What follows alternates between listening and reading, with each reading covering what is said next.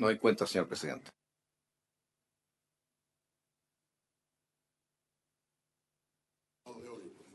Ya están los señores invitados presentes, su señoría.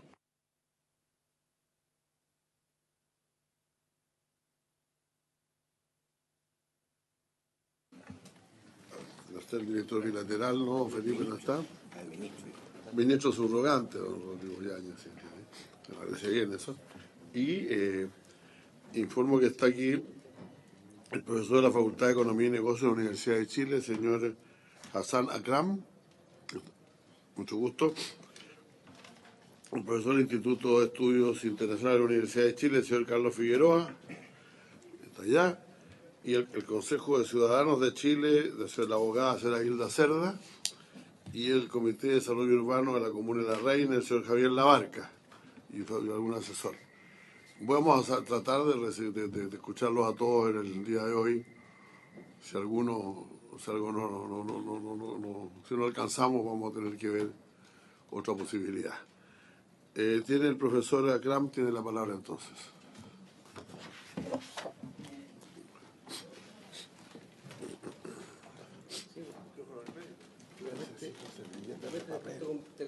De repente se cambia de asiento para que tenga acceso al micrófono. No sé si llega hasta allá. Varias.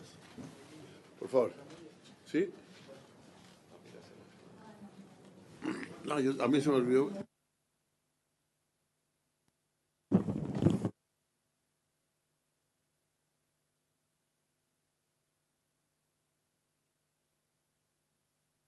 Ya.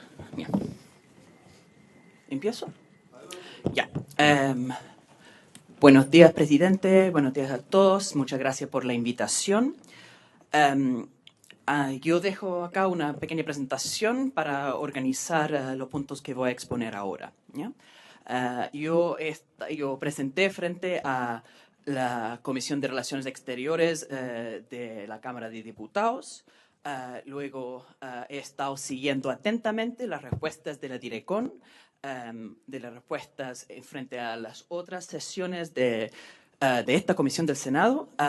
Y lo que me gustaría hacer es, en vez de exponer una posición mía, hacer una breve reflexión acerca de las contrarrespuestas o los comentarios de la Direcon frente a las críticas del tratado. Yo, escuchando las sesiones anteriores de esta sesión, diría que estoy muy de acuerdo con los planteamientos del senador Moreira en que, de cierta forma, hemos enfrentado una realidad de dos visiones distintas, ¿cierto? Que ha sido difícil de compatibilizar dos visiones frente a los tratados. Personas que están siempre en contra y personas que están siempre a favor. En eso estoy de acuerdo con el senador Moreira, pero por eso empecé con la primera lámina que para mí, yo estoy a favor del comercio internacional, estoy a favor de los tratados de comercio internacional, estoy en contra de este tratado específicamente, en contra del TPP-11 por las estipulaciones que tiene. Y para demostrar que yo no estoy en contra de todos los tratados, me gustaría decir que estoy muy de acuerdo con otro planteamiento que hizo Andrés Rebolledo, que como ex director de la Direcon vino acá y luego saludó el acuerdo al cual llegó la Unión Europea con Mercosur. Eso encuentro es un gran tratado de comercio internacional, una buena forma de regular el comercio internacional, poner reglas claras frente al proteccionismo, el nacionalismo, etc. Entonces sí, estoy de acuerdo con algunos tratados, pero no con este. Próxima.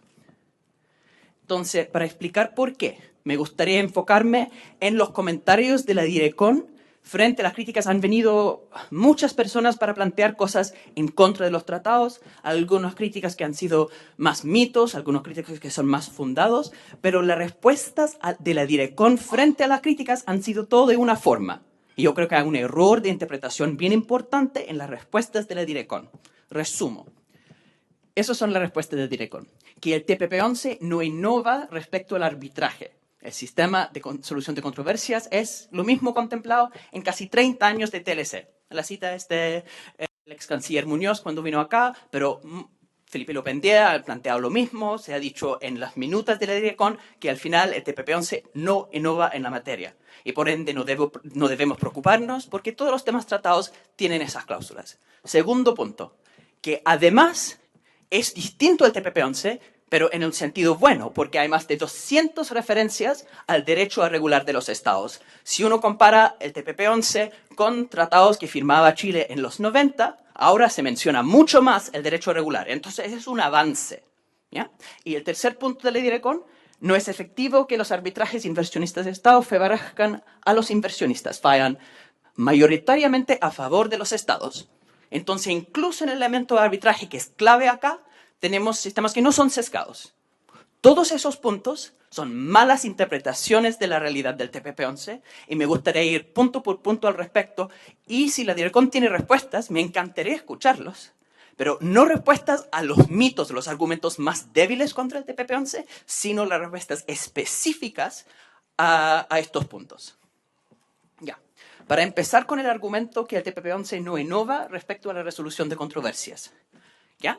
Es cierto que Chile ha estado parte del sistema de arbitraje internacional desde 94 por los acuerdos bilaterales de inversiones con Francia, Noruega, España, desde 97 por el Tratado de Libre Comercio con Canadá. Entonces, es cierto, en este momento transnacionales pueden demandar a Chile.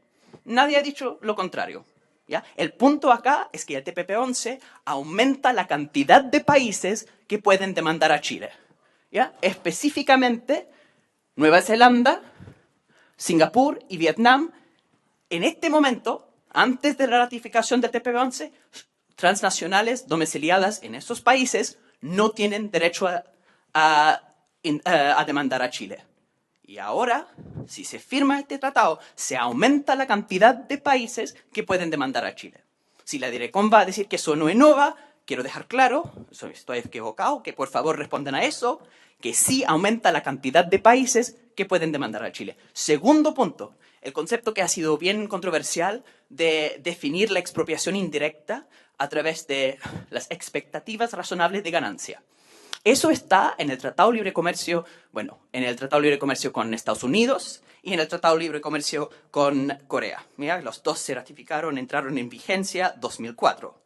Sin embargo, hay varios tratados que tiene Chile donde no está el concepto de expropiación indirecta definida como interferencia en las expectativas razonables de ganancia. Entonces, tenemos otros países, ¿ya?, como Canadá, Japón, Malasia y México, donde antes no podían usar esa definición para demandar a Chile. En otras palabras, el TPP-11 aumenta la cantidad de países que pueden demandar a Chile, la cantidad de transnacionales domiciliadas en los países, quiero decir, y la cantidad de razones, ¿ya? Entonces, si vamos a decir que el TPP-11 no innova, ya. Quiero una refutación, si la DIRECON así lo plantea, a la idea que aumenta la cantidad de países y aumenta la cantidad de razones. Acá esta tabla la hice yo, pero está en el documento, en la presentación que pasé a todos los senadores. Invitado a escuchar la refutación a esa tabla, no al argumento en general. ¿Ya? Segundo punto, y eso se ha dicho mucho, que el TPP-11 es mucho mejor que los tratados anteriores porque incluye el derecho a regular. Y está plasmado más de 200 veces en el tratado. Eso es evidente y es una mejora. Está plasmado precisamente porque en tratados anteriores que no tenían esa garantía, muchas veces las transnacionales demandaron a países y generaron problemas del famoso congelamiento o enfriamiento regulatorio. Entonces está ese concepto. Y la DIRECON repite constantemente, pero está el derecho a regular en el tratado, por ende no va a enfriar las políticas públicas. Lo que quiero dejar claro acá es que el derecho a regular sí está en el tratado. Sin embargo, y tenemos jurisprudencia de los tribunales internacionales, precisamente las que ocupa el TPP-11, los del CIADI o del UNCITRAL.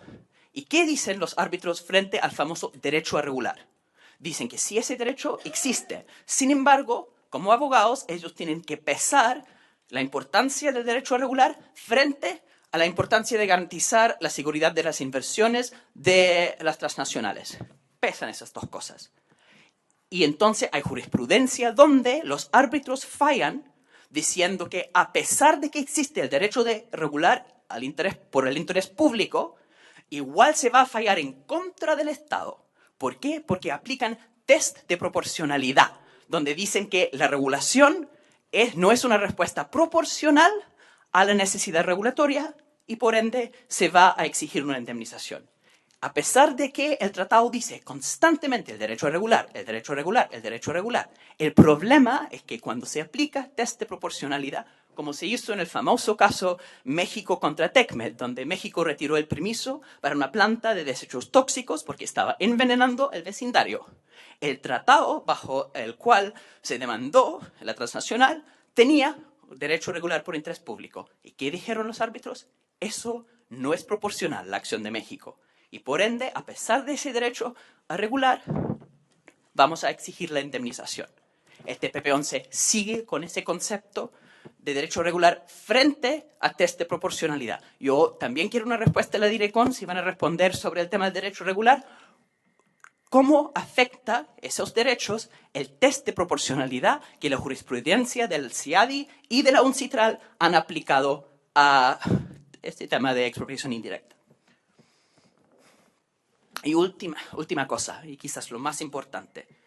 Ya, se ha dicho en la minuta que publicó la Direcon frente a mi presentación en la Cámara de Diputados. Se publicó también Felipe López Andía en una carta que escribió La Tercera diciendo que yo había hecho desinformación y también en la respuesta de Heraldo Muñoz sobre este tema.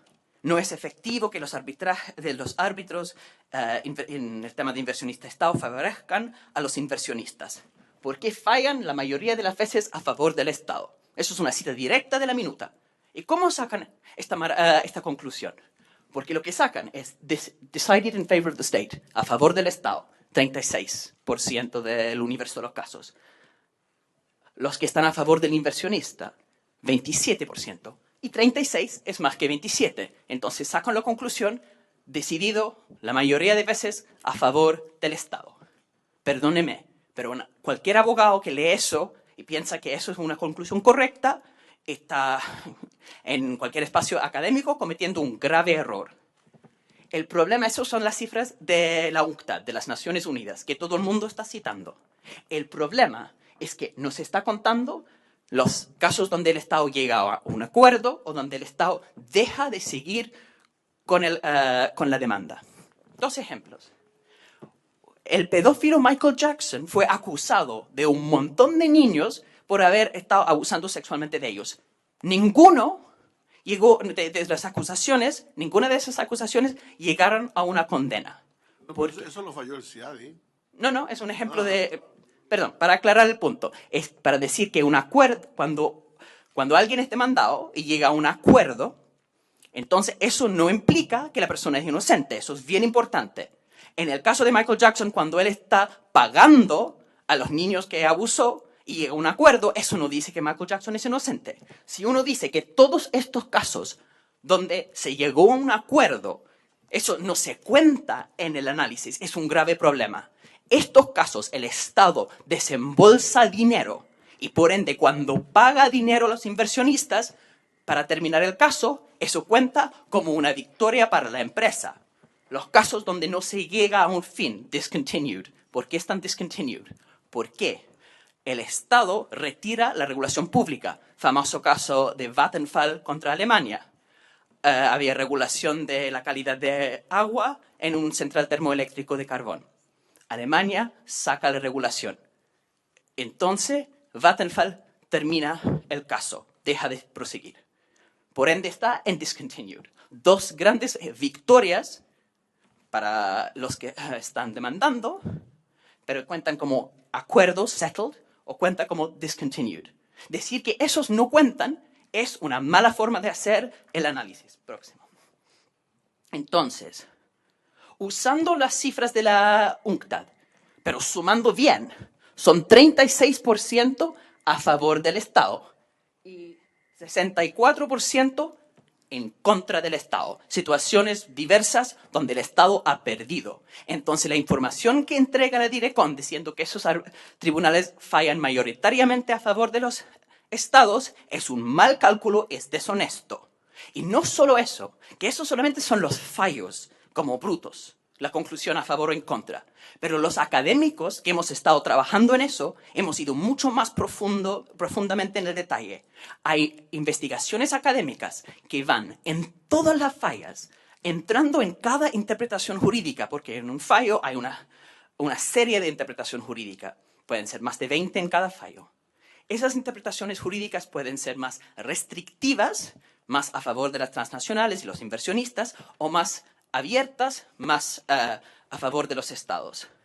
Y lo que dice la investigación académica que entra en el detalle de los fallos, que es una mejor forma de hacer la contabilización que simplemente los fallos brutos, ellos dicen que 72,5% de las veces las interpretaciones son restrictivas para los derechos de los estados, el famoso derecho regular, y amplias para el derecho de protección de inversiones de los estados. Entonces la cifra correcta no es mayoritariamente a favor del Estado, es 72,5% de las veces a favor del Estado, a favor de las empresas, según las interpretaciones jurídicas. Eso es el estudio que hizo Gus Van Hatten, que es de todo el universo de fallos de arbitraje inversionista-Estado. Entonces sería mejor, en vez de cifrar de forma bruta las cifras de las Naciones Unidas, porque en la próxima página del mismo informe donde está sacado el gráfico que cita la Direcon diciendo mayoritariamente a favor del Estado, la misma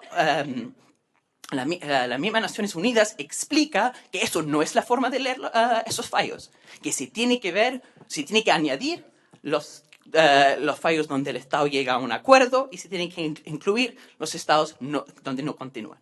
Entonces acá vemos claramente que los tribunales de arbitraje sí son sesgados y podemos entrar si hay preguntas acerca de los incentivos económicos de por qué el arbitraje está un problema de sesgo en comparación con los jueces permanentes, pero el punto que es sesgo es evidente en las cifras, en la jurisprudencia actual.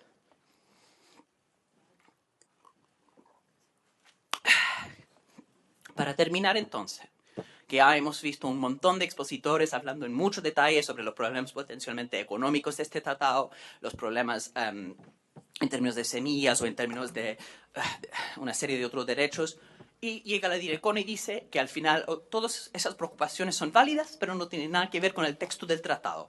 ¿Ya? Lo que yo estoy planteando, y me gustaría escuchar la respuesta de Direcon a ese punto, y no a volver y leer ingenuamente los artículos del tratado, que acá el sistema aumenta la cantidad de países que pueden demandar a Chile. ¿Ya? Entonces, sí enoga en contra de lo que ha dicho la Direcon. Además, el derecho regular, que se cita constantemente, cuando se aplica el test de la proporcionalidad, como se ha hecho repetidamente en la jurisprudencia del CIADI y de la UNCITRAL, entonces se niega el derecho regular. Y el arbitraje, las cifras correctas acerca de su sesgo, es 72,5, no mayoritariamente a favor del Estado. Y para terminar, si mis preocupaciones fueron tan descabelladas y tan fuera del contexto de la realidad académica, ¿por qué es que en los acuerdos, como estamos celebrando el comercio bajo reglas y el sistema multilateral, ¿por qué el acuerdo de la Unión Europea con Mercosur no incluye arbitraje? ¿Por qué es que la Comisión Europea declara: nosotros no vamos a firmar más acuerdos con arbitraje internacional? La Corte Europea de Justicia dice: no vamos a permitir arbitraje entre estados de la Unión Europea. Sí, en estos proyectos se están eliminando el arbitraje y están poniendo nuevos sistemas con cortes permanentes, con jueces independientes, no con árbitros. Entonces, el estándar de los tratados de última generación que gobiernan bien el comercio, yo estoy a favor del comercio internacional, a favor de los tratados internacionales, pero bien, siguiendo la visión de la Comisión Europea, que dice que el arbitraje entre estados inversionistas es algo sesgado, se tiene que cambiar y poner jueces permanentes, y se tiene que aumentar la protección de los estados para regular, porque todo el lenguaje bonito de hablar de derecho regular en el caso de TPP-11 no es vinculante. Y si uno compara con el acuerdo Unión Europea con Mercosur, se cambia y uno tiene un modelo de tipo de tratado que Chile debe adscribir en el futuro. Gracias. Perdón, como tenemos poco tiempo, voy a pedirle también a don Carlos Figueroa Salazar que haga su exposición de inmediato y luego comentamos esas dos y seguimos adelante con las demás. Tiene la palabra entonces el profesor del Instituto de Estudios Internacionales de la Universidad de Chile, el señor Carlos Figueroa Salazar.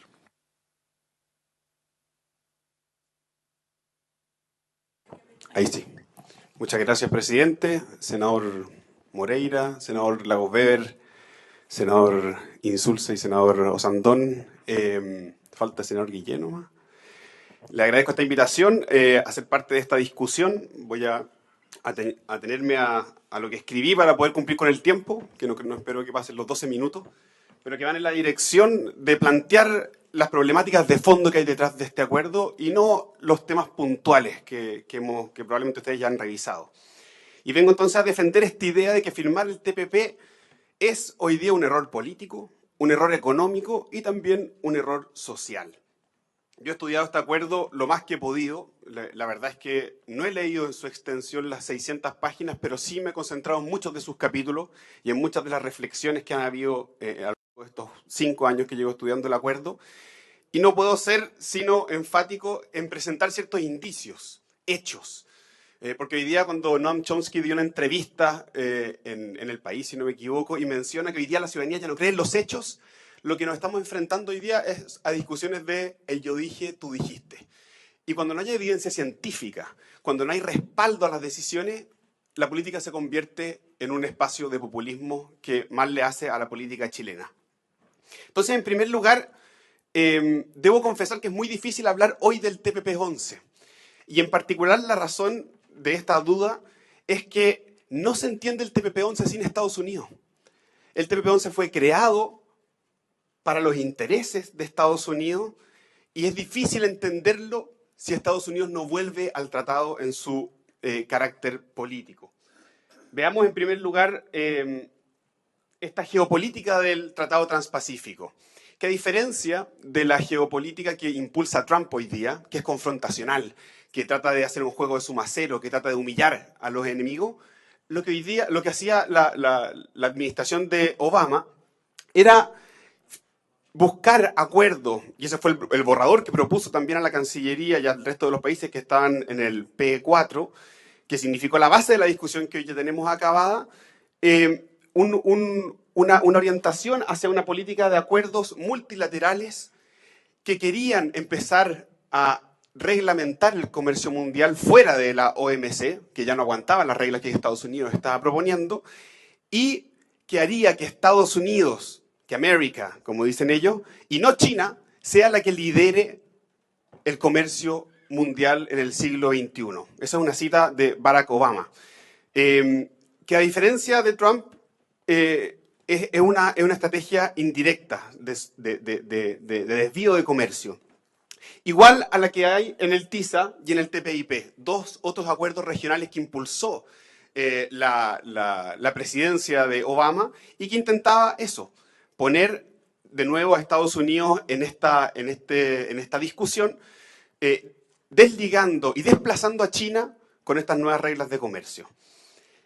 Carlos Furche, que fue uno de los ministros de Agricultura de Michelle Bachelet en el periodo anterior, lo dijo bien claro en un informe que él escribió. Dijo, cabe preguntarse si el alineamiento detrás de esta estrategia, que puede generar efectos negativos a nivel regional, en especial con nuestra relación con Brasil, responde al interés de largo plazo de Chile, o si por el contrario nos lleva a adscribir innecesariamente un bloque de poder económico, político y militar, justamente en un momento en el que el mundo se encamina a la consolidación de nuevos centros de poder. La emergencia de Chile es un nuevo centro de poder, con una creciente importancia de los países emergentes de los cuales Chile forma parte. Porque Carlos Furche, además de estar muy claro en que los beneficios económicos son completamente marginales en el TPP, y eso voy a tratar de demostrar después, está pendiente el fenómeno que toda la política debe estar mirando, la emergencia de China, y cómo estos acuerdos iban en la intención política, al menos en la intención política, de desplazar la hegemonía china. Algo que yo creo que la Cancillería olvidó, especialmente cuando los primeros 4 años de negociación que se llevaron a cabo durante el gobierno de Sebastián Piñera, se olvidó reflexionar cuál va a ser la posición de Chile respecto a los nuevos panoramas mundiales y cómo nos afecta ser parte de esta estrategia de Estados Unidos. Y creo que la argumentación detrás de esto, y la única argumentación coherente que yo he visto detrás de quienes defienden el TPP, es que no nos podemos quedar fuera. Ese es el argumento de fondo y más importante que yo he visto. No nos podemos quedar fuera. Y mi pregunta fundamental es, ¿qué nos perdemos al no estar dentro del TPP? ¿Por qué no nos podemos quedar fuera? ¿Nos estamos quedando afuera del desarrollo económico del siglo XXI? No. Dentro del TPP, como también traté de demostrar, no hay reglas que nos vayan a hacer transferencia tecnológica, que nos vayan a permitir la industrialización, que nos vayan a permitir la diversificación económica prometida de esta segunda ola exportadora. ¿Nos vamos a quedar afuera de los clubes de países del Asia? Tampoco. Estamos involucrados ya en foros internacionales con los miembros del Asia-Pacífico. ¿Nos vamos a quedar afuera entonces del desarrollo científico, de las buenas relaciones? Tampoco, ya las tenemos. Tenemos relaciones con estos 11 países, bueno, ahora 10 países que conforman el Tratado Transpacífico. Entonces creo que el argumento de fondo que llevó a la Cancillería el año 2010 a impulsar las rondas de negociación con más ahínco fue una idea creciente en la política de creer que todos los tratados de libre comercio, por ser tratados de libre comercio, son positivos. Y eso no es así, o no necesariamente es así. Y hoy los miembros de la Cancillería lo que ponen sobre la mesa es que el TPP ya no es una estrategia de Estados Unidos desde el momento en que se retira. Uno podría decir, claro, se va a Estados Unidos, se va lo que correspondía al 50% del PIB de este acuerdo, se va la intencionalidad política, pero yo creo que hay que hacer memoria del origen de este acuerdo y plantear a los señores senadores y también a la Direcon que la política comercial tiene que tener un cálculo político. Desde el momento en que la política comercial se aloja en el Ministerio de Relaciones Exteriores, tiene que formar parte de esa política exterior y no puede y tiene que sopesar la posición de Chile. Y hasta el momento, las argumentaciones de beneficios de este acuerdo no están ni siquiera cerca de aquellas que incluso se prometieron con el Tratado de Libre Comercio con Estados Unidos. Y las ganancias políticas de este acuerdo no están cercanas ni siquiera a las de la PEC, ni siquiera cercanas. Y eso que es un foro, no un acuerdo, ¿cierto? Entonces, teniendo en cuenta que hoy la política exterior de Estados Unidos cambió, que no va a volver a ser la misma, y teniendo en consideración que Estados Unidos puede perfectamente volver a este acuerdo y forzar a los países a negociaciones humillantes, como las que ya hemos presenciado con México, con Canadá,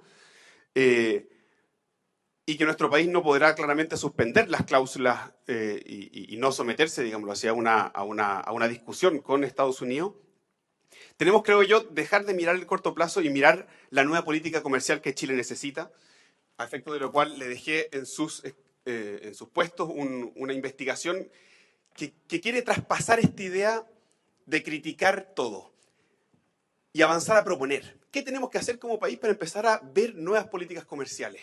¿Cómo nos hacemos cargo de los perdedores de la globalización, que también han estado en Chile? ¿Cómo evitamos el surgimiento de populismos que se agarren de esos perdedores de la globalización? ¿Y cómo nos hacemos cargo de políticas de desarrollo comercial que estén alineadas con una política de desarrollo industrial que pueda generar el nuevo paso de Chile al siglo XXI? Pero creo que era importante ahondar también, además de la geopolítica de este acuerdo, en la mirada sobre los beneficios del acuerdo. Porque mucho se ha dicho de que este es de los grandes acuerdos que ha firmado Chile y de las promesas económicas que nos va a traer. Y los hechos hablan bastante distinto.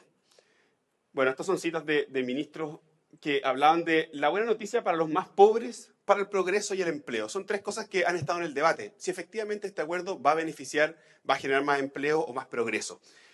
Y la respuesta inicial que yo daría a esta mesa es que hoy día no sabemos nada de cuál va a ser la consecuencia del TPP, porque desde el momento en que se retira el 40% el 50% del PIB de este acuerdo, todos los informes que encargó Cancillería, todos los informes que hizo el Banco Mundial quedaron obsoletos. Estamos a ciegas hoy día frente a un tratado que no sabemos cuáles van a ser los efectos económicos en términos de productividad, en términos de exportaciones e importaciones y los efectos que va a tener en los distintos sectores productivos y en los empleos en Chile. Y estamos a ciegas de cuánto nos va a beneficiar esto en el alcance de nuestro desarrollo en términos del PIB. Para ir a ejemplos más concretos, si nos volvemos al TPP-12 y a las investigaciones que hizo la propia Cancillería, nos podemos tomar con resultados como este. Este es el informe elaborado por Raúl O'Ryan, un investigador de la Universidad Adolfo Ibáñez, efectos estimados y potenciales en la economía chilena de la entrada en vigencia del Acuerdo Transpacífico, considerando Estados Unidos, que es lo único que tenemos. Y esos son los efectos en el corto plazo, considerando 4 años plazo. Inversión, menos 0,01%. Consumo, más 0,03%. Gasto del gobierno, 0. Exportaciones, 0,2. Aumentan las importaciones más que las exportaciones y el PIB crece 0. ¿Ya? Entonces estamos hablando de un acuerdo que marginalmente, si uno hace suma y resta, probablemente quedamos en la cercanía al 0,01. Pero además, y esto es algo que no se ha conversado, este informe trae en los anexos los efectos en la productividad en todos los sectores económicos, o en los 40 sectores económicos que selecciona este informe. Y es sorprendente ver cómo el acuerdo impacta en casi todos los sectores productivos chilenos en una baja en la productividad. En cultivos de hortalizas, esto hablando, incluyendo la exportación de servicios, aranceles y exportación de servicios, las dos cosas integradas y en el largo plazo. Cría de ganados, cría de cerdos, pesca extractiva, extracción del carbón, minería del cobre, minería del hierro, minería de otros, elaboración y conservación de carne, elaboración y conservación de vegetales, elaboración de productos de molinería, fabricación y toda una lista de productos y sectores estratégicos de Chile en términos de producción y manufactura que se van a ver afectados todos en términos de su productividad. Entonces, estamos hablando de un acuerdo que además de tener incertezas respecto a cómo nos va a afectar, porque no sabemos muy bien, lo que sí tenemos, y lo tenemos respecto al TPP-12, son una afectación directa del TPP respecto al escenario sin TPP en la productividad de todos los sectores, o casi todos los sectores económicos, porque los servicios son los que se ven beneficiados, pero no los sectores productivos chilenos. Y eso lo pueden revisar probablemente más en detalle en el informe. Entonces, pero también tenemos beneficios esperados que la Cancillería había nombrado. 3.000 nuevos productos que consiguen rebajas arancelarias, 1.600 principalmente con Japón y Canadá. Los otros consiguen mejoras arancelarias. Las reglas de acumulación de origen, que hoy día con la salida también de Estados Unidos es probablemente más difícil de saber cómo afectar a los países que están dentro del acuerdo. Y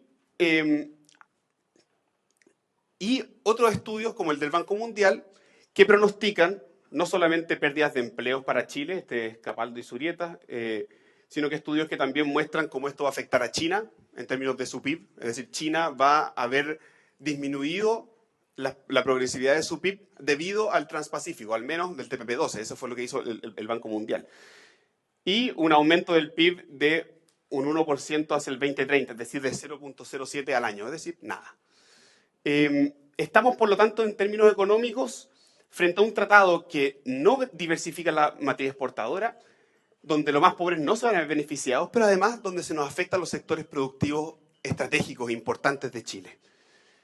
Pero más importante aún, no se piensa en el futuro del modelo de desarrollo chileno que debemos tener pensando en el siglo XXI. Y por último, para avanzar ya a las consideraciones de carácter democrático, me parece importante poner sobre la mesa que cuando las organizaciones sociales de la plataforma Chile Mejor sin TLC, antes Chile Mejor sin TPP, de la cual yo también formo parte, nos reunimos con Heraldo Muñoz, me acuerdo, el 23 de mayo del 2016, después de 6 años de haber comenzado las negociaciones, fuimos enfáticos en que el TPP afectaba los intereses de Chile en temas como los medicamentos, la extensión de protección de datos, medicamentos biotecnológicos, propiedad intelectual, y en ese entonces se nos dijo, y fueron enfáticos en que esa no era la interpretación de la Cancillería. Y 3 años después, cuando Estados Unidos se retira y se congelan esos 20 artículos, que muchos de ellos tienen que ver con estos temas, defienden que Chile gana y que esos artículos están suspendidos y por lo tanto Chile tiene que estar tranquilo porque seguimos ganando con el TPP-11. Es decir, o nos mintieron en la cara durante múltiples reuniones, o efectivamente teníamos la razón de que estos artículos eran perjudiciales para Chile y que efectivamente es una buena noticia que estén suspendidos, aunque no sepamos qué va a pasar con ellos. Quizás el tema más importante detrás de los temas de soberanía democrática tienen que ver con las cortes internacionales que se legitiman y que muy bien Hassan pudo poner sobre la mesa la importancia de la innovación que hacemos respecto a los tratados de libre comercio que ya tenemos hoy día vigentes. Senadores, ustedes podrán ver que hoy día legitimar esta instancia no solamente implica riesgos para poder innovar en las políticas públicas, sino también legitimar un sistema de justicia paralelo al que tenemos hoy día. Porque ya una empresa no va a pasar por los tribunales nacionales si quiere una empresa transnacional que esté domiciliada en algunos de los países del TPP, no va a pasar por los tribunales nacionales, sino que va a ir directamente a cortes que favorecen sus intereses. Cortes que además no cumplen con el debido proceso judicial, que no permiten la apelación y donde únicamente las empresas pueden demandar a los estados. Tres cosas que en la justicia ordinaria es bastante difícil de concebir. Y este alejamiento, esta justicia paralela, es algo que deslegitima nuestra justicia local. Y nuestros tratados hacia el futuro, como bien lo ha hecho la Unión Europea, no debiesen permitir que estos tribunales acojan peticiones de empresas transnacionales que están alojadas en Chile. Y reforcemos nuestro sistema judicial como uno que efectivamente tiene los estándares que los chilenos hemos decidido soberanamente en nuestro Parlamento. Pero además de eso, creo que es importante mencionar la escasez de estudios de impacto. Yo me acuerdo en esa reunión, incluso reuniones anteriores con Felipe Locandía, con quien hemos estado en múltiples debates, así mismo con Andrés Rebolledo, la inexistencia de estudios que evaluaran el impacto. 4 años de negociaciones donde no se hizo ningún estudio. Recién el primer estudio se hizo en el año 2015, cuando ya habían pasado 26 rondas de negociación. ¿Cómo es posible que un país serio no haga estudios acabados sobre el impacto que tiene el acuerdo transpacífico en los derechos humanos, en los derechos sociales? ¿Cómo es posible que un país que está firmando ahora, que quiere aprobar en su parlamento el TPP-11, no es capaz de tener estudios que nos digan cómo va a impactar el TPP-11 en la economía? Porque no están, no existen. Entonces, creo que en la evaluación de lo que podamos hacer hacia el futuro, tenemos que tener una Cancillería que yo sé que tiene las herramientas para poder hacerlo, pero que no lo hemos hecho, de poder adelantarnos y evaluar cuál va a ser el impacto de los acuerdos de comercio que son tan necesarios, evidentemente, para Chile. Y por último, quisiera desmitificar la idea de que ha habido participación social. Porque efectivamente han habido reuniones para abrir conversaciones, pero jamás una participación que permita a la ciudadanía hacer efectiva su voz. Yo fui parte de los cuartos adjuntos, que se abrieron después de 23 rondas de negociación, cuando los textos ya estaban casi acabados, y donde las palabras que nosotros decíamos en esos cuartos nunca llegaban a un cambio en la visión política que tenía el gobierno. Para ir terminando, los proyectos de acuerdo que emitió la Cámara de Diputados y el Senado el 2013 y el 2014 pidiendo la apertura y transparencia del TPP no fueron escuchados. Y creo que el balance que al menos a mí me gustaría hacer es que si uno mira las cosas positivas que pueden haber en el acuerdo, en las reglas de origen, en la rebaja arancelaria y las sopesa con la pérdida de soberanía, con los beneficios los impactos en los sectores productivos chilenos y los costos geopolíticos, uno se topa con algo que es bastante demoledor. No hay evidencia que hoy día permita afirmar que el Tratado Transpacífico va a ser algo positivo para Chile, menos el TPP-11. Y eso fue algo que dijo también el ministro Furche cuando dijo: no existe ninguna evidencia de que la adopción de nuevos compromisos en las materias que se están demandando sea una necesidad surgida además de nuestros propios intereses. Y eso, creo yo, debe ser materia de discusión, no solamente ahora de los senadores en la emisión de su voto, sino también de la futura política comercial de Chile. Muchas gracias. Muchas gracias, señor Figueroa. Vamos a dar la palabra ahora a quienes quieran hacer preguntas a cualquiera de los dos ponentes o comentarios. Primero, el senador Moreira. No, presidente, yo no voy a hacer preguntas. Sí quisiera decir dos cosas. Cada día que escuchamos a las personas que han venido a hablar sobre este tratado, queda de manifiesto dos cosas: falta de estudio y falta de evaluación por parte de este Congreso. Nosotros presentamos con el senador Montes un proyecto de ley que fue aprobado unánimemente en la Cámara de Diputados, y aquí no nos ha resultado, y esperamos que así sea, porque ha quedado demostrado. El Congreso Nacional que aprueba la cantidad de tratados que hemos aprobado durante estos últimos 20 años, nosotros aprobamos y no tenemos ninguna evaluación. Y la evaluación deberíamos hacerlo. Una de las cosas que se nos ha dicho, las personas que piensan distinto, es que se van a hacer como 16 personas. Bueno, acortémoslo. Pero tengamos una instancia, quizás no de decisión, pero sí como Congreso, de hacer una evaluación de lo que nosotros hemos hecho durante todos estos años. De todos los tratados que yo he estado, que he participado, yo diría que este ha sido el más polémico. Y como yo señalaba la otra vez, y el profesor nos decía, aquí las posturas son demasiado, no quiero usar esta palabra, pero un poco extrema, por explicarlo así. O no están, o sí están. Cuando vienen algunos grupos de pymes o empresarios, estupendo. Cuando vienen las demás personas, por lo general, todos los que han venido, que es malo para Chile. Yo entiendo que cuando estamos hablando de los tratados, nosotros es muy poco lo que podemos hacer hoy día, porque los tratados en todos los gobiernos se negocian y las negociaciones son privadas, porque si no, no se podría negociar.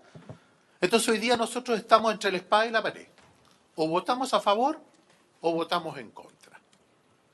Y frente a eso, yo quiero decirle al profesor Figueroa y al profesor, ¿me cuesta pronunciar? Akram. Yo quiero decirle que, independiente que se pueda estar de acuerdo con ustedes, son los únicos que han tenido una posición media, porque no vienen a destruirlo todo. Ustedes han hecho algunas propuestas en algunas materias. No entraron a lo que se llamó los mitos, que van a subir los medicamentos, que las semillas se van a privatizar, el tema de las inversiones, el tema de los medicamentos, etcétera. Pero ustedes han hecho un punto sobre el tema de democracia y un punto sobre la soberanía del país con respecto a los juicios o demandas internacionales. Yo quiero decirle, y de verdad lo digo, y con mucho respeto y cariño a mi gobierno, si bien es cierto yo en principio, de verdad yo quiero votarlo a favor, pero yo también le voy a pedir a mi gobierno lo siguiente. Yo quiero que el gobierno nos entregue, antes de votarse en la sala, un protocolo de interpretaciones de cada una de las sugerencias, de las ambigüedades y dobles interpretaciones que se puedan hacer a lo que está sucediendo acá. Por eso, ministro, esto lo hemos recalcado bastante en todas las reuniones y creo que es muy importante que antes que se vote en la sala quede explícitamente cómo interpreta el gobierno las materias que han sido lo más discutible. Termino diciendo que, bueno, todos los tratados internacionales tienen beneficio y tienen también desventaja, y se supone que uno siempre tiene que transar algo. Pero lo que sí es peligroso es transar soberanía. Y creo que para mí es muy importante, más allá de hacer preguntas, es que aquí queda la imagen, no que se haya mentido, quizás se ha omitido algunas preguntas que ha hecho el señor Akram, el profesor Akram, no se me va a olvidar más, que ellos han hecho, que son preguntas y son emplazamientos respetuosos en el buen sentido de la palabra de cosas que ha dicho. Y para nosotros es muy importante sobre el Tratado de Libre Comercio. No está resuelto todavía. O sea, si alguien me dice que está cocinado, se equivoca, porque esto tiene que ir todavía a la sala. Y lo que yo quiero decirle, que lo que se ha instalado, y con esto termino, es que siempre se dice, no, si los que están en contra es una cosa ideológica, y los que están a favor es una cosa ideológica. Bueno, los que están a favor no creo que sea muy ideológico, porque esto es transversal. Aquí hay parlamentarios de todos los sectores políticos que ya han anunciado su voto favorable. Pero donde uno lo ve un poco ideológico es aquel que ha venido aquí, sus organizaciones, donde todo es malo, todo es dañino. Es como, con esto termino, que a propósito de esto de los pesticidas, me recordé que venía un médico al lado mío en el avión hoy día, que venía viajando, entonces venía leyendo un libro, y me decía, usted tiene que legislar sobre esto.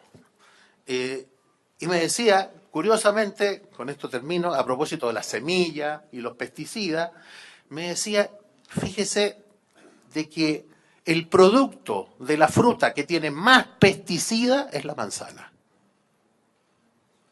Pero se ve bonita. pero es la que tiene más pesticidas. Entonces yo le dije, bueno, aquí no se salvan ni siquiera los veganos, porque estos libros encuentran absolutamente o sea, de algo el que morirse, por decirlo así.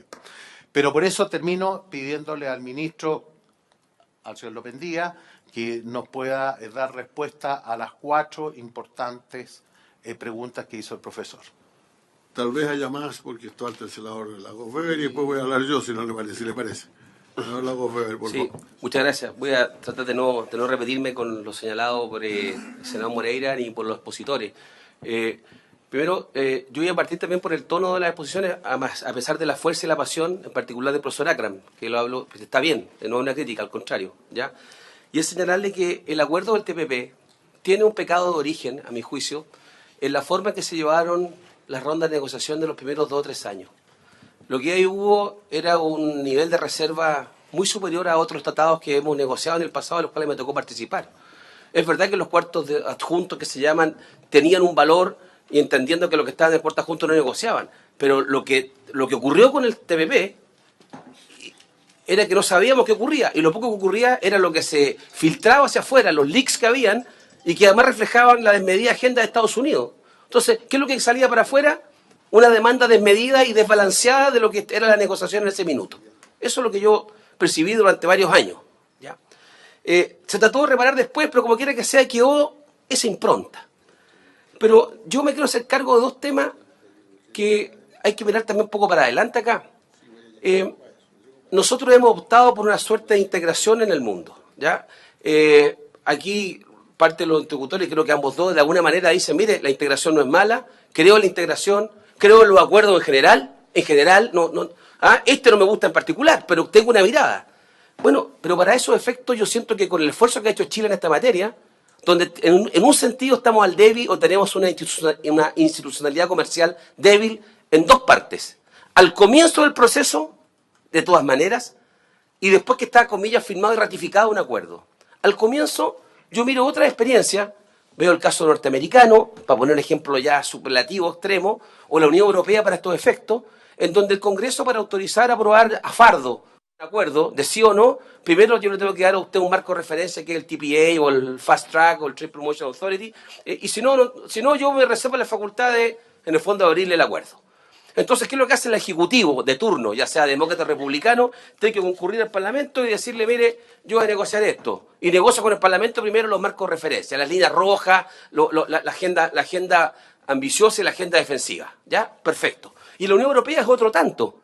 Para que los países, los Estados miembros autoricen esas negociaciones, también hay un marco de acuerdo general. Y en Chile no tenemos eso. Yo lo hablo como parlamentario. A mí me tocó estar al lado de la mesa de los negociadores años atrás, muchos años atrás, hartos años atrás parece, ¿ya? ¿Ok? Y no era así. El Ejecutivo iniciaba un proceso y informaba, digamos, de manera ad hoc al Congreso.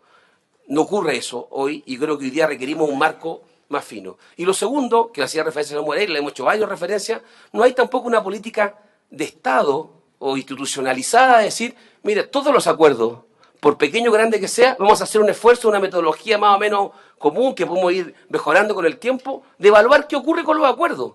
Si un acuerdo que puede que rinda poco desde el punto de vista comercial, no por eso va a ser malo, puede tener otra dimensión. Pero hoy día no tenemos eso. Puede que se ha hecho de manera unilateral por parte del Ejecutivo para determinado acuerdo, para celebrar que los 10 años del acuerdo con no sé quién, que los 15 años del acuerdo con no sé cuánto, que el acuerdo con Canadá, pero no tenemos el seguimiento. Entonces, eso para la falencia. No existe eso. Y sería importante tenerlo, ¿ya?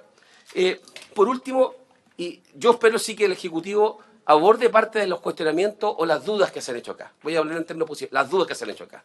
Valoro también que se diga algo, y no voy a pedir especificidad para no generarle un problema a ninguno de ustedes. Se dice, mire, hay muchas críticas que son débiles, mitos que son débiles. No les voy a pedir que se pronuncie sobre eso, porque ¿para qué? Generarle, pero qué bueno saber que ustedes al menos piensan que hay algún argumento que es débil, o que tal vez, y al usar la palabra débil, tal vez es un sinónimo para usar una palabra que no es muy acertado. Pero reitero que hacen el punto en ese tema. Ahora, en lo que se da el profesor Akram, y este sí tema no, la verdad no puedo decir jodido, es complicado porque es el tema de la interpretación que se hace respecto a los alcances de las normas que tiene el tratado. Y ahí no es un tema que conceda, sino que es un tema que digo, ese es precisamente el escollo que hay. ¿Cómo interpretamos las normas que tiene el TPP? ¿Cómo cuánto interpretamos las normas que tuvo el acuerdo con Estados Unidos? ¿Cuánto interpretamos las normas que tiene el acuerdo con la Unión Europea? Acuerdos que están vigentes. Y muchos de ellos tienen normas muy similares a esta, no digo idénticas, muy similares. Estados Unidos está en todo su derecho.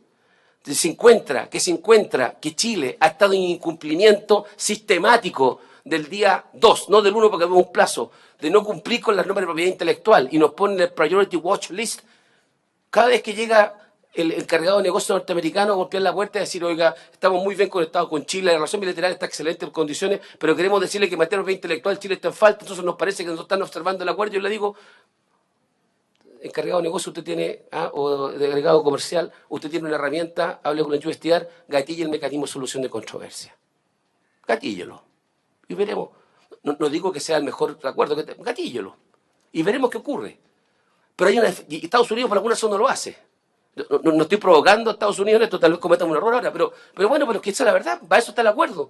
Entonces no basta que me pongan en el Priority Watch List, si no quiere gatillar, entonces el mecanismo de solución de controversia. Tal vez porque cree que tal vez no le va a ir bien. El tema interpretativo, eso es lo que quiero transmitir, el punto que hay en temas de interpretación. Y por eso que las partes tratan de llegar a entendimientos sin gatillar el mecanismo de solución de controversia, en lo posible. Entonces, lo que yo creo, y ahí no sé que coincida con el senador Moreira, esto se trató de hacer en la Cámara, lo hemos conversado con el presidente de la Comisión, el senador Insulza y otro, que tal vez aquí se va a requerir tal vez no sé si esto va a despejar las dudas de muchos, porque hay gente que tal vez no quiere y no quiere porque está convencido, no por mala persona, de que el acuerdo no es bueno. Pero tal vez puede ayudar a despejar algunas dudas si se está más claro enfrentando el tema de las distintas interpretaciones y alcances que tiene este acuerdo. Yo creo que es muy importante, más allá que tal vez no cambie ni un voto, pero sí es importante de que un ejecutivo, le tocó a le podría haber tocado al anterior, que estuvo 4 años negociando a la administración Bachelet, que diga, mire, estas normas nosotros las interpretamos de esta manera y están en el sentido de no perjudicar los intereses de Chile. Puede que efectivamente mañana si me demandan y la Corte los paneles arbitrales no me dan la razón, tal vez pese poco esto, pero a la hora de tomar la decisión es bien importante. Por último, una pregunta que le dejo pendiente a la Dirección General Económica, tal vez no está en condición de responder ahora. Yo sé, intuyo de que el acuerdo de Unión Europea-Mercosur, el que firmaron ahora después de 25 años, es un acuerdo de una naturaleza distinta. Para empezar, el que firmó Chile, yo creo, hace muchos años con la Unión Europea. Yo creo que tiene materias distintas, incluido en materia de solución de controversia. Tal vez en el tema de propiedad intelectual, tal vez en las indicaciones geográficas, puede tener algo distinto. No lo conozco, ¿ya? Pero también, y termino acá, señor presidente, que hable muy largo, yo sé si está bien, pero es que, bueno, ya tiene razón. Ya, pero en la próxima sesión no hablo. Ya, ok. ¿Sabe qué? Que yo digo, Estados Unidos no está en el TPP.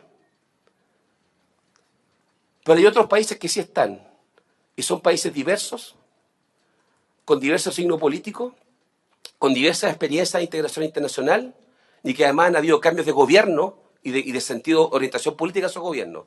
Todo esto que digo se refleja en Malasia, con criterios distintos, con un líder como Mahathir, que tiene una mirada distinta que la que él tenía por venir el ex gobernante, ¿ya? En Malasia, lo digo pensando en Nueva Zelanda, un país al que muchos de nosotros miramos con algún optimismo de la forma en que han llevado a cabo los procesos de integración, y ellos han ratificado el mismo TPP que nosotros, ¿ya? Pienso en Australia para estos efectos, pienso en Japón para estos efectos, y no caigo en la banalidad ni en la cosa pequeña de decir está Vietnam, como diciendo que está Vietnam, que es socialista. No es el tema. El tema es que hay países que tienen distintas miradas, distintas formas de integrarse, y que están dispuestos no solamente a firmar, sino a ratificar este acuerdo.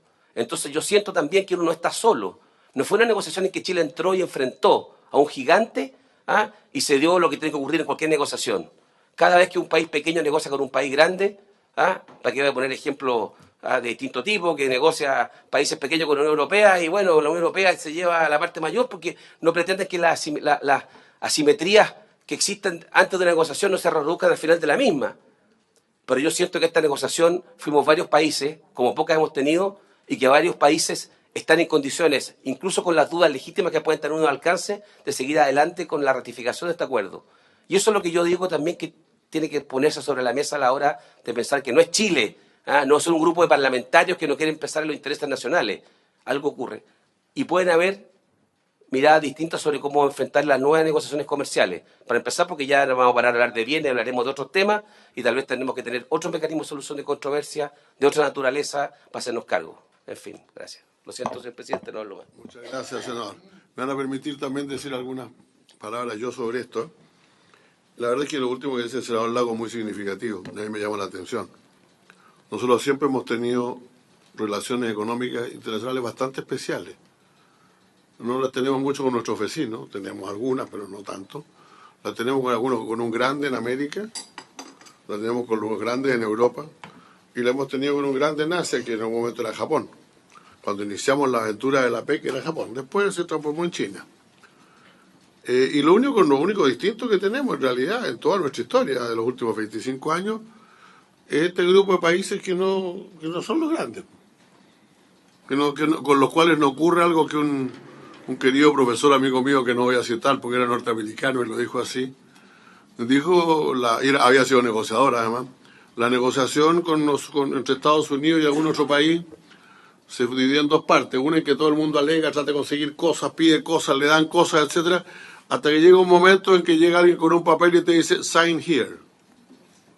Y se acabó la negociación. ¿Firmas o no firmas? Eso no ocurre con este. Este es como distinto. Son países que, salvo Japón, que sí ha sido importante en nuestro comercio, lo sigue siendo, pero no del tamaño de los otros, son países con los cuales en realidad no tenemos ningún temor de que nos avasallen, ni que nos pongan el pie encima, ni nada por el estilo. Son países casi como nosotros. Y tenemos que entender por qué razón este tratado, que como ha dicho muy bien Carlos Figueroa, fue iniciado para Estados Unidos, o más bien Estados Unidos se involucró tanto en él, porque el peso que tiene, porque fue iniciado por países pequeños en realidad, que finalmente terminó siendo un tratado a la medida de lo que en ese momento quería Estados Unidos. Cambió el gobierno de Estados Unidos y entró otro distinto y se acabó el tratado para ellos. Entonces, yo creo que hay que pensar en esto cuando hacemos razonamientos geopolíticos y democráticos, como los que se hacen, y yo considero valioso. Esta es nuestra principal aventura geopolítica del siglo. Ojalá que la respetemos un poco como eso también, porque de lo contrario estamos realmente muy complicados y vamos a seguir negociando con los puros grandes. Y bueno. Segundo, yo quería referirme a algunos de los puntos que se han planteado aquí. Primero, al número de países, que es obvio. O sea, es obvio que mientras más tratados de libre comercio firmamos, más solución de controversias va a haber y por lo tanto más tribunales, más países nos van a poder demandar. ¿Por qué? Porque yo creo que un tratado sin solución de controversias no sirve para nada. Para nada. Cero. Yo estuve en la génesis de la discusión del Tratado de Chile con el Mercosur. El Mercosur no tiene mecanismo de solución de controversia. El mecanismo de solución de controversia es que el presidente A llama al presidente B, ¿cómo arreglamos esta cosa, viejito? Y si no se arregla, los cortan el gas, pues. Si no sabemos eso, ¿no? Lo hemos vivido, entonces vamos a hacer tratados sin mecanismos que solucionen controversias, sin mecanismos equitativos de solución de controversias. Y yo creo, francamente, que el mecanismo del CIADI, que es el que se ha usado siempre, no es un buen mecanismo. Lo digo con toda franqueza. Yo, es decir, esto lo vengo diciendo por lo demás de que era secretario general de la OEA, así que no habrá repercutido por acá, pero sí, yo creo eso, porque se trata de un mecanismo que no tiene, y aquí discrepo en eso del profesor Akram, no tiene jurisprudencia. No existe ningún lugar donde uno pueda comparar la jurisprudencia de un panel o el otro. Cada panel es distinto. Cada panel es conformado por una secretaria del Banco Mundial que saca el papel de la lista de nombres, un grupo de personas y nombra a su panel. Y por lo tanto cada uno falla como le parece. Ahora, que fallen a favor de unos u otros, bueno, yo no me gustan los ejemplos, pero quiero poner un caso paradigmático, pues. Podríamos calificar el grupo Luxich tal vez como una transnacional. Invirtió en Perú y en un momento determinado fue objeto de una medida en contra. Recurrió al tratado del CIADI, de acuerdo con el acuerdo de promoción y protección de inversiones que teníamos con Perú, y el panel declaró que no tenía ningún derecho porque el tratado había sido firmado después de la inversión.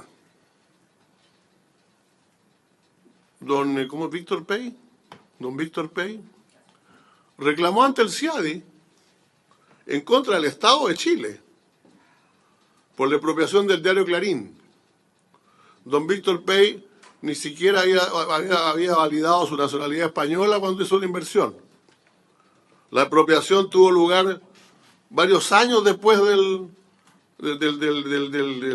decir, muchos años antes de que se firmara el Tratado de Promoción y Protección de Inversiones con España.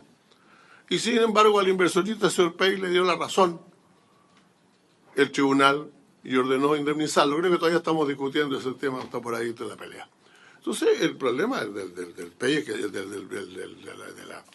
del sistema de CIAI, que ha sido bastante aleatorio. No creo que sea cierto que haya negociado más a favor de unos u otros estados, ¿no? Pero en caso que fuera ese el problema, yo quiero recordar que el caso de Chile no podría ser uno de esos casos, de estos casos en que nos hemos arreglado y hemos pasado unos pocos billetes para arreglarlo, porque Chile tiene la mala costumbre y su Consejo de Defensa del Estado tiene la costumbre de lucharlos, de pelear los casos hasta la última consecuencia. No se allana, no negocia, no concilia, sino que va por el derecho del país hasta la última consecuencia. Ha sido así. Y yo tengo entendido que en el CIAI nos ha ido bien a veces y mal otras veces. Y eso no creo que sea ningún drama, realmente. Pero me interesa decir que creo que el compromiso del gobierno, que está asumido, y creo que está en marcha ya la negociación de rediscutir el sistema de solución de controversias que tenemos en todos nuestros tratados, y es igual en todos, pues. En todos. Salvo los anteriores, que son con tribunales arbitrales nombrados ad hoc, y ya todos recordamos cómo fue con Laguna del Desierto, con todos los tribunales arbitrales nombrados ad hoc. Entonces, yo lo que digo, primero yo afirmo la necesidad de un mecanismo de solución de controversias. Si no hay un mecanismo de solución de controversias, no sirve el tratado. Y el mecanismo de solución de controversias que no solo nosotros, sino que todos los países del mundo, casi, tenemos en esta materia, que el sistema CIADI no es bueno, hay que buscar una forma de cambiarlo, y existen buenas ideas al respecto, entiendo que se está trabajando en eso.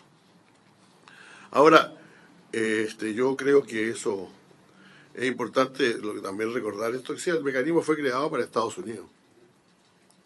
Y la gracia fue que el gobierno de Chile lo recogió, junto con Japón, para seguir adelante con él sin Estados Unidos. Es el mecanismo más amplio que tenemos, o sea, la señal que estaríamos mandando es que si no está Estados Unidos, no está Estados Unidos, está China, el mecanismo no funciona. Estados Unidos no puede volver al tratado. A mí lo que más claro me ha quedado de todas las controversias que han habido aquí, ellos no pueden decir, oye, ahora sí, ahora voy a entrar. Ahora que ustedes todos firmaron y aprobaron, voy a entrar yo. Tiene que negociar con cada uno de los países. Y todos tienen derecho a negociar con él. Y eso tiene que quedar muy aclarado en el protocolo al cual se refería el senador Lagos. Ahora, creo que hay una cosa que es importante, que se ha dicho aquí, la voy a recoger a pesar de que están las cifras ahí. Las dio el señor Furch, perdón, el señor Figueroa. Son anteriores a que se fuera a Estados Unidos. La verdad es que yo tengo la impresión de que para bien o para mal, esto puede ser para mal, no digo que no, esa cifra no sirve para nada. Porque el comercio que tenemos con Estados Unidos es más grande, es mucho más grande que el comercio con todos los demás miembros juntos. Por lo tanto, yo sospecho que esas estadísticas están medio contaminadas por Estados Unidos, no tienen mucho valor hoy día. Y sería bueno, entiendo, la Direcon ha presentado recién un nuevo estudio sobre ventajas del TPP, lo tengo yo aquí, que tal vez resuelva algunos de estos problemas, como eso no he tenido tiempo para examinarlo. Lo importante es que sí está claro, a mí me queda muy claro que esa cifra con puro cero no es ni para bien ni para mal, o sea, puede seguir siendo con puro cero, puede ser muchos unos, o sea, muchas cifras positivas y algunas negativas, pero esta no tiene ningún valor, a mi juicio, en la discusión. Muy bien, vamos a seguir adelante entonces, si les parece. Voy a dar la palabra entonces a la señora Hilda Cerda, a nombre del Consejo Ciudadanos de Chile.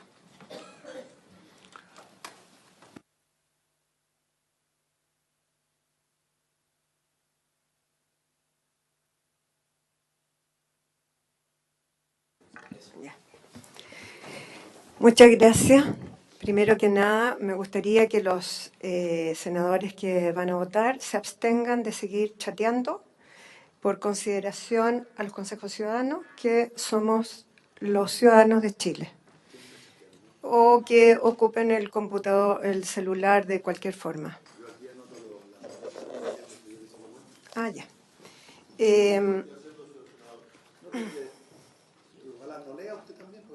Yo le pido que mire, esto es una cosa a veces ingrata. Efectivamente, yo tomo nota también en mi teléfono, por eso muchas veces me pillan chateando. No, me pillan tomando nota en mi teléfono. Ah, qué bueno. Pero no hagamos, no. Agradezco la Pero aclaración. es que la aclaración no corresponde, señora. Usted haga su presentación, de ella queda registro, si va a entregar un papel, lo va a dejar acá y nosotros lo vamos a estudiar con mucho gusto. Y eso es lo que corresponde. Bueno, los consejos ciudadanos son organizaciones comunitarias funcionales que tienen por objeto monitorear la gestión pública y fiscalizar las empresas que dicen relación con la salud y el bienestar de las personas, como la luz, el agua, el gas, la telefonía, el retail, los bancos, para que no abusen. Porque en este país el problema que ha habido de la corrupción en general ha sido falta de control en todos los ámbitos de la institucionalidad chilena. Por lo tanto, se constituyeron los consejos ciudadanos en muchas comunas y ojalá se sigan constituyendo por la ley 19.418, que es de organizaciones comunitarias, en todas las comunas de Chile. Señoras y señores, el TPP-11 fue tramitado y aprobado en la Cámara de Diputados como una ley simple, y de esta misma forma ha proseguido su trámite en el Senado. Ello es contrario a derecho, porque este tratado modifica la Constitución y tan solo una ley orgánica constitucional podría modificarla para poder someter los litigios de inversionistas extranjeros contra el Estado a tribunales arbitrales internacionales por sus inversiones en el territorio de la República. Así se lo hizo saber en un oficio dirigido al presidente de la Comisión de Constitución, Justicia y Reglamento de fecha 9 de abril, por encargo de la doctora en Derecho Constitucional, doña Liliana Galdames Celada, además profesora de la Facultad de Derecho de la Universidad de Chile. En efecto, quiero decir que ustedes hablaron de que había muchos tratados, ¿verdad?, firmados y que modificaban, ¿verdad?, los tribunales que podían revisar las controversias. Yo me imagino que en esos tratados se siguió exactamente la legalidad tal como nosotros estimamos que debe ser en este caso. En efecto, la Carta Fundamental en su artículo 76 dispone: la facultad de conocer de las causas civiles y criminales, de resolverlas y de hacer ejecutar los juzgados pertenece exclusivamente a los tribunales establecidos por la ley. A mayor abundamiento, el artículo 77 de la Constitución establece que la organización y atribuciones de los tribunales debe ser determinada por una ley orgánica constitucional y los tribunales que actualmente ejercen la facultad jurisdiccional están establecidos por el Código Orgánico de Tribunales, que en su artículo 5 dispone: a los tribunales mencionados en este artículo corresponderá el conocimiento de todos los asuntos judiciales que se promuevan dentro del territorio de la República, cualquiera sea su naturaleza o la calidad de las personas que en ellos intervengan, sin perjuicio de las excepciones que establezcan la Constitución y las leyes. Es decir, que todos los asuntos judiciales que se promuevan dentro del territorio de la República, cualquiera sea su naturaleza y las personas que lo promuevan, deben obligatoriamente ser conocidos por los tribunales que establece el Código Orgánico de Tribunales. Esto no obsta a que los particulares en ejercicio de su libertad acuerden llevar un asunto a arbitraje. Sin embargo, esta facultad no ha sido conferida para el Estado como demandante o demandado. Los tribunales arbitrales internacionales a los cuales el TPP-11 somete los litigios que promuevan los inversionistas extranjeros por sus inversiones dentro del territorio de la República no han sido autorizados por el Código Orgánico de Tribunales y, en consecuencia, para que dichos tribunales arbitrales puedan tener validez, deben modificar dicho código, lo que requiere para su aprobación el quórum de ley orgánica constitucional. En consecuencia, en vista que el TPP-11 modifica materias que son reguladas por leyes orgánicas constitucionales, debió ser aprobado por el quórum de este tipo de leyes en virtud del artículo 54 de la Constitución, que dispone que son atribuciones del Congreso L. Aprobar o desechar los tratados internacionales que presentara el presidente de la República antes de su ratificación. La aprobación de un tratado requerirá en cada Cámara de los quórum que corresponda en conformidad al artículo 66 y se someterá en lo pertinente a los trámites de una ley. Es más, la Ley 18.918, Orgánica Constitucional del Congreso Nacional, en su artículo 50 establece: la aprobación de un tratado requerirá de los quórum que corresponda, en conformidad con lo dispuesto en los artículos 54 y 66 de la Constitución Política, y se someterá en lo pertinente a los trámites de una ley. Para los efectos del inciso anterior, las cámaras se pronunciarán sobre la aprobación o rechazo del tratado en votación única y con el quórum más elevado que corresponda a las materias reguladas por sus normas, dejando constancia de cuáles son las que han requerido quórum calificado u orgánico constitucional. Y el artículo 60 de este reglamento del Congreso es aún más preciso en esta materia. Si el tratado contiene alguna disposición que incida en la organización y atribuciones de los tribunales, deberá oírse previamente a la Corte Suprema, en conformidad con lo dispuesto en el inciso segundo del artículo 77 de la Constitución Política. Es la propia Ley Orgánica del Congreso Nacional que dispone que si un tratado incide en las atribuciones de los tribunales, se debe oír previamente a la Corte Suprema, cosa que tengo entendido no se ha hecho. Pero no solo la Constitución se modifica con el TPP-11, sino que también el Código Civil son ilegalmente alterados. El artículo 14 dice que la ley es obligatoria para todos los habitantes de la República, incluso los extranjeros. Los bienes situados en Chile están sujetos a las leyes chilenas, aunque sus dueños sean extranjeros y no residan en Chile. Esta disposición se entenderá sin perjuicio de las estipulaciones contenidas en los contratos otorgados válidamente en país extraño, pero los efectos de los contratos otorgados en país extraño para cumplirse en Chile se arreglarán a las leyes chilenas. Esto quiere decir que respecto de los bienes o inversiones situados en Chile, aunque sus dueños sean extranjeros y los contratos sean otorgados en país extraño, para cumplirse en Chile deben sujetarse a la ley chilena. Yendo a la aplicación práctica del TPP en Chile, el artículo 2.15, aranceles, impuestos y otros cargos a la exportación, impide que nuestro país pueda darle valor agregado a la exportación de materias primas, al impedir que se puedan establecer impuestos diferenciados a esas materias primas como un medio para incentivar a dichas empresas a darle valor agregado e industrializarlas en Chile.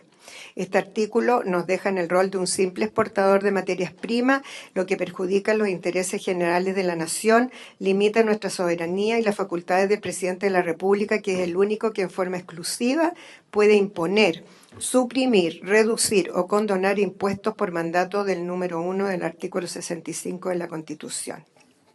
Igualmente, el artículo 9.10, llamado requisitos de desempeño del TPP, impide que se pueda obligar a los inversionistas extranjeros a darle valor agregado a sus inversiones en Chile, en particular a los que invierten en recursos naturales como el cobre, el litio, el hierro, las tierras raras, los bosques, etcétera, porque atenta contra nuestra soberanía. Esto, según la resolución 1803 de Naciones Unidas, adoptada el 14 de diciembre de 1962, después de 10 años de discusión en que los grandes poderes económicos se oponían y que estipuló que los recursos naturales son inherentes a la soberanía nacional. En el caso específico de la región de los ríos, no se podrá establecer un impuesto alto para la exportación de madera en bruto o astillas de madera, uno más bajo para la celulosa y sin impuesto para la exportación de papel, aglomerados o muebles, lo que implica el riesgo que multinacionales compren todas las hectáreas que quieran de árboles nativos, lucren con ellas en el extranjero con muebles de su fabricación y planten a cambio especies exóticas, pino o eucalipto, que agotarán en el corto plazo las aguas de napas subterráneas con las consiguientes sequías para la zona, como ya está ocurriendo. Y en cambio, el Estado no podrá demandar a esas empresas por sus daños ecológicos. No olvidemos, por último, que el país tiene graves deficiencias en materia de control en sus servicios públicos. Nótese que con respecto al medio ambiente, el artículo 20.2, párrafo 3, impone, comillas, las partes además reconocen que es inapropiado establecer o utilizar sus leyes ambientales u otras medidas de una manera que constituya una restricción encubierta al comercio o a la inversión entre las partes. El artículo 20.3 en los párrafos 4 y 5 impone además: 4. Ninguna parte dejará de aplicar efectivamente sus leyes ambientales a través de un curso de acción o inacción sostenido o recurrente de una manera que afecte el comercio o la inversión entre las partes, después de la fecha de entrada en vigor de este tratado para esa parte. O sea, 5. Las partes reconocen que cada parte mantiene el derecho a ejercer discrecionalidad y a tomar decisiones respecto a asuntos de investigación, judiciales, regulatorias y de cumplimiento. Y B, asignación de recursos para la aplicación ambiental con respecto a otras leyes ambientales a las que se les haya asignado una mayor prioridad. Por consiguiente, las partes entienden que con respecto al cumplimiento de leyes ambientales, una parte está cumpliendo con el párrafo 4 si un curso de acción o inacción refleja el ejercicio razonable de esta discrecionalidad o resulta de decisiones de buena fe respecto a la asignación de esos recursos de conformidad con las prioridades para la aplicación de sus leyes ambientales. Como pasó en Hamburgo, el caso que mencionó el profesor Akram, en que la demanda sueca fue tan secreta que solo tiempo después se dieron cuenta los ciudadanos de esa ciudad que debieron pagar una extraordinaria suma a la empresa sueca que los demandó por restricción encubierta al comercio o inversión internacional. Y esto es tan cierto que es muy difícil que si una empresa demande al Estado por una suma y que los abogados, que son abogados corporativos, esos son los abogados que son los árbitros, son abogados corporativos y que trabajan con las grandes corporaciones, no son abogados que trabajen con los estados. Y esos abogados justamente ganan esos juicios y lógicamente que eso es secreto, porque ningún estado va a exponerse o a revelar todo esto, la gran cantidad de dinero que se esté pagando por la indemnización, y por eso es que aparece justamente en el gráfico que hay muchos casos en los cuales se ha llegado a un acuerdo, pero la mayoría de los ciudadanos eso no lo sabemos o a lo mejor no lo vamos a saber. Ya en Chile, sin TPP, pasó en Arica, en el Cerro Chuño de Arica, entre 1982 y 1986, se depositaron, y eso lo sabe muy bien, me imagino, el senador por Arica, se depositaron cerca de 20.000 toneladas de residuos químicos peligrosos, especialmente plomo, de la empresa sueca Boliden Metal, que después quedaron abandonados, con gran daño para el medio ambiente y sobre todo a la salud de la población. Múltiples casos de cáncer fuera de gran costo económico que ha significado para el Estado chileno. El artículo 9.1, definiciones. El concepto de inversiones significa, por ejemplo, que si una concesión vial no genera las expectativas razonables de una inversión, puede ser demandado el Estado en tribunales arbitrales internacionales. Por lo demás, son las empresas mineras en un 60% canadienses las que más han demandado en el CIADI a estados latinoamericanos. Esto significaría que el Estado tampoco podría asociarse con una empresa extranjera teniendo el 51% de las acciones como ocurre en China, para instalar un transporte colectivo más barato, para instalar una AFP estatal, porque afectaría los intereses de la AFP privada en el caso que haya corporaciones internacionales involucradas, o para instalar cualquier otra fábrica de medicamentos, etc.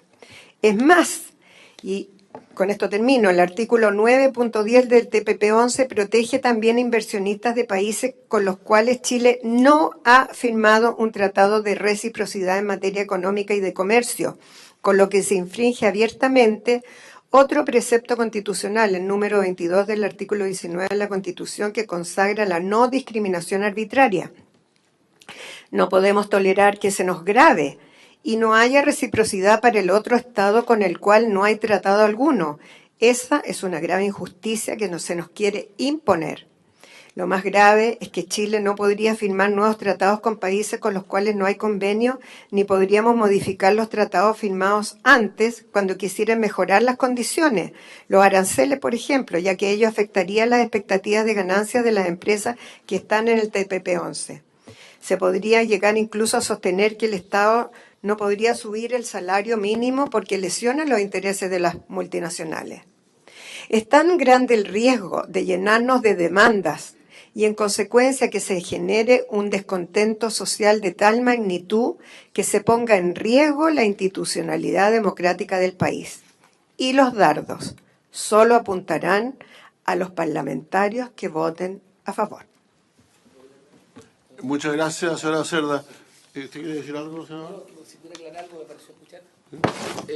Señora Isla, me pareció decir que producto de la ratificación de este tratado del TPP, el salario mínimo en Chile no se podría incrementar porque podríamos ser demandados, ¿correcto? Se podría incluso llegar a pensarlo, dije, no lo hace. No, pero te Claro. cabe la posibilidad Sí. de que aprobando el TPP, Chile no pudiera reajustar el salario mínimo. Podría que alguna empresa lo considerara lesivo para sus intereses y se consideraba perjudicado. Ok, muchas gracias. Está bien. Señor presidente. Señor presidente. Señor presidente. Señor presidente. Tan largas las posiciones. Pero la próxima vez va a compartir con la Confederación de la Producción y el Comercio en nuestra sesión, que es el siguiente que viene. Presidente. Perdón. Quisiera decir algo. Perdón, no estoy dando la palabra. ¿Se puede apagar el micrófono, por favor? No, es que solamente los que están citados aquí, señor, y que yo planteé al comienzo. Va a hablar ahora, le vamos a pedir al señor subsecretario si es que quiere hacer algún comentario. En su condición de abogado, señor, pida audiencia. En su condición de abogado, señor, usted pida audiencia. En su condición de abogado, señor, usted puede pedir audiencia en esta comisión cuando usted guste y será escuchado con mucho gusto. Pero no pidiendo la palabra, eso no está permitido por reglamento, señor, lo siento mucho. Me lo pidió públicamente y yo lo rechacé públicamente. Gracias. Tiene la palabra el señor subsecretario. Gracias, presidente. Bueno, primero que nada quisiera hacerme cargo de lo que se señaló en relación con el sistema de solución de controversias y el primer punto que el profesor Hassan Akran ha señalado. En primer lugar, cuando nosotros decimos que aquí no existe una innovación en relación con el sistema de solución de controversias, lo vuelvo a reiterar aquí. Y lo digo por qué razón. Porque cuando se ha levantado la crítica en torno a lo que el TPP-11 incorpora, incluso se ha dicho incluye o incorporaría por primera vez, lo ha dicho así el profesor Palma, por ejemplo, en relación con dos conceptos importantes. Uno, la expectativa de obtener ganancias o utilidades y la expropiación indirecta a que usted hacía referencia. La expectativa de obtener ganancias o utilidades, que ha sido señalada por detractores de este acuerdo, se incorpora por primera vez en este acuerdo, está en el TLC entre Chile y Estados Unidos, comillas, la expectativa de obtener ganancias o utilidades. En el TLC entre Chile y Corea, comillas, la expectativa de utilidades o ganancias.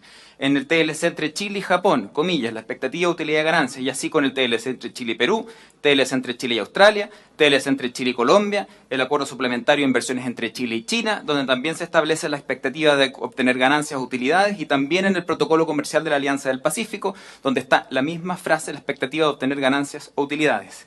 En relación con la expropiación indirecta, quisiera aclarar que los acuerdos con Japón, como también con México, establecen el concepto de expropiación indirecta. Entonces, cuando yo le digo que aquí no existe una innovación en relación con el sistema de solución de controversias, que más de 30 APIs y capítulos de inversiones establecidos en nuestros TLC en esta materia disponen, me refiero a eso.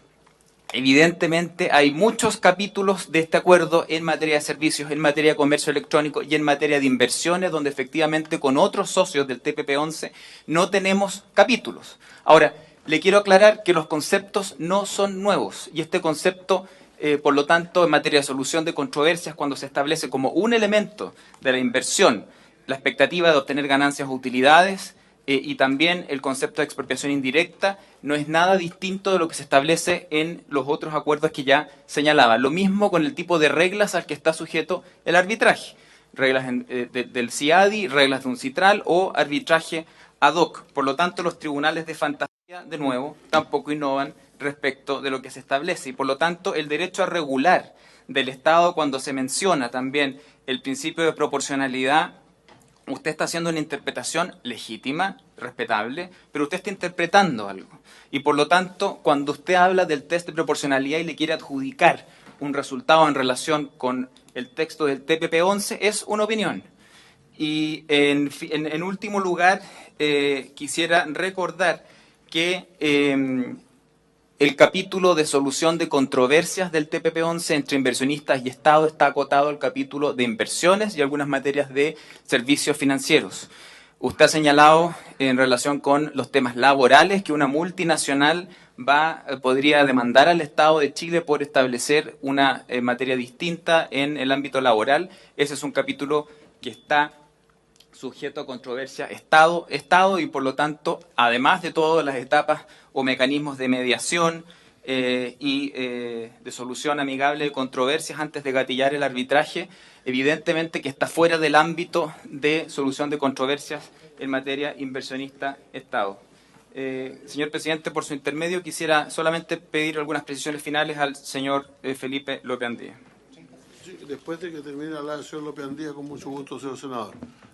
Sí, gracias, presidente. Sí, solamente referirme a lo que señalaba el profesor Acrán respecto al conteo, la estadística en relación con los fallos en materia de mecanismos de inversionista-Estado.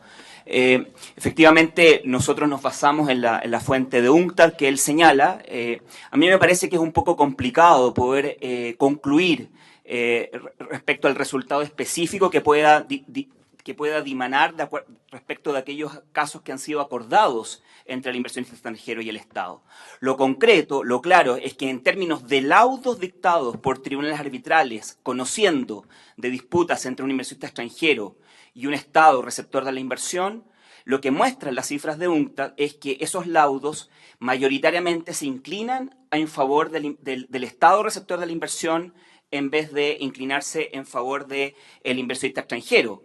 Es cierto que hay un conjunto importante y de hecho la gráfica y en las minutas que nosotros entregamos a esta comisión lo muestran claramente el número o el porcentaje de casos que fueron acordados, que llegaron a un acuerdo mutuo, ventajoso entre el Estado receptor de la inversión y el inversionista extranjero, y respecto del cual me parece que no es complejo poder pronunciarse respecto a quién pudiera haber salido victorioso o más ganancioso en el marco de esos acuerdos. Lo concreto es que en términos de laudos arbitrales, y esto fue para efectos de poder contrarrestar lo que se había dicho de manera bastante gruesa respecto a que estos mecanismos estaban diseñados y se fallaba de manera mayoritaria en favor del inversionista extranjero, no lo demostraban las cifras que dimos a conocer de la estadística con la que cuenta la UNCTAD. Muchas gracias, presidente.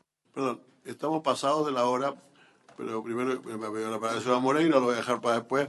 Pero el señor Acrán muere de ganas de decir algo, así que le damos a dar la palabra, por favor. Ya, muy corto, no, si lo mío es no, lo mío dura 20 segundos. Canciller. Surrogante, pero canciller, llegó a canciller. Rápidamente. No, yo quiero pedir formalmente, ¿es posible que el próximo martes o a la subsiguiente comisión ustedes nos puedan entregar una respuesta si el gobierno tiene voluntad de hacer una declaración interpretativa sobre esta materia? Porque la verdad que lo hemos conversado, pero nunca se nos ha dicho, no te la estoy pidiendo ahora, pero si hay voluntad del gobierno en sacar una declaración o un protocolo interpretativo para que precisamente el gobierno y los que en un minuto puedan votar a favor o en contra tengan clarito lo que se dijo acá, porque siguen subsistiendo una serie de dudas y la única forma de poder aclararla es con un documento del Estado, del gobierno, en donde desmistifica, por decir así, todo lo que han llamado mitos en distintas materias. Así que eso es lo que le pido, canciller. Ocupó sus 120 segundos, señor César. Sí, como lo reiterara en la sesión en la que vino el canciller Rivera, hace algunas semanas, el gobierno tiene plena voluntad y disposición de poner por escrito ese tipo de aspectos que se han discutido aquí en materia de lo que de aspectos relacionados con el acuerdo, sobre lo que el gobierno ha reiterado en diversas oportunidades en las distintas sesiones de esta comisión. Gracias, presidente. Muchas gracias. Está respondida la pregunta. Usted tiene la última palabra, va a ser la última en esta sesión. Gracias. Muy rápidamente, respondiendo directo. Primero, es cierto que la frase test de proporcionalidad es una opinión, pero no es una opinión mía, es una opinión de los árbitros del CIADI y de la UNCITRAL en reiterados casos. Entonces hay que dar una respuesta cuando están los árbitros usando ese concepto para hacer ineficaz el derecho a regular. No es suficiente decir es una opinión porque lo han ocupado precisamente en contra de esa protección. Pues si no, vamos a seguir el diálogo permanente. Eso fue el segundo punto cuando el señor Lopendía dice que es complicado evaluar lo que pasa con un fallo cuando llega a un acuerdo. Quiero dejar constancia que en esos acuerdos el Estado desembolsa recursos, les paga a los inversionistas. O sea, decir que cuando un Estado tiene que pagar dinero a una empresa privada por sus políticas públicas, es evidente que este sistema está limitando las políticas públicas de cierta forma. Y tercer punto, que fue sobre el tema de la innovación. Yo dije en mi propia presentación que el concepto expectativas razonables de ganancia están desde el TLC con Estados Unidos. Y además el arbitraje está desde los 90 con los TDI, con Noruega, España. Eso está claro. El punto es que son más países y más razones que están cubiertos por este sistema gracias al TPP. Entonces sí hay una innovación más allá de lo que usted lo que dijo el ministro subrogante. Sí, perdón, voy a que al terminar la reunión no puedo dejar de decir que cometió una impropiedad cuando hablé del asunto del Consejo de Defensa del Estado. Solamente en una ocasión el Consejo de Defensa del Estado ha autorizado una mediación que nos costó una cantidad no muy grande, pero tampoco muy baja, de millones de dólares, para poder indemnizar a los propietarios del territorio donde fue construido el Observatorio Paranal, en el cual no existía ninguna duda respecto a la propiedad, y fue muy favorable al Estado de Chile. Está lleno de observatorios el lugar, así que algunas veces los acuerdos sí pueden ser favorables a que uno desembolse unos pesos, cuando la evaluación de los abogados y de la gente es que si va a juicio va a terminar perdiendo 10 veces esa cantidad. Eso ocurre mucho. Perdón, yo quiero terminar agradeciendo la presencia de todos ustedes. Lamento que el señor que pidió la palabra, estas sesiones son públicas y por lo tanto todos los que están aquí entran cuando les parezca. Entonces, si damos la palabra a quien no está inscrito para hablar, terminamos en una situación en que es completamente inmanejable. Por lo tanto, no estando inscrito para hablar, es que yo no le di el uso de la palabra. Muchas gracias, se levanta la sesión.